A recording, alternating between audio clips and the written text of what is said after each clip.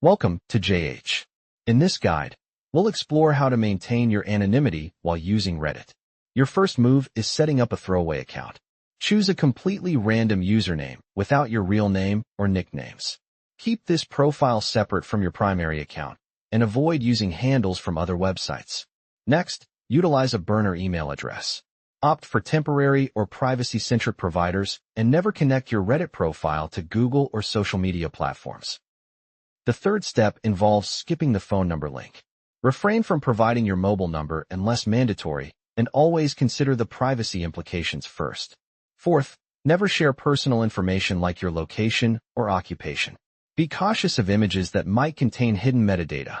Fifth, always use a VPN and private browsing. Access Reddit through incognito mode or a dedicated profile, employing a reliable VPN or Tor to hide your IP address. For the sixth step, avoid linking behaviors between accounts. Never post the same content shared on your main profile, and change your writing style to avoid identification. Seventh, sanitize your photos before uploading. Use phone settings or online tools to strip metadata from images before they go live. Eighth, stay vigilant with direct messages. Private chats can be screenshotted, so never disclose sensitive details in one-on-one conversations.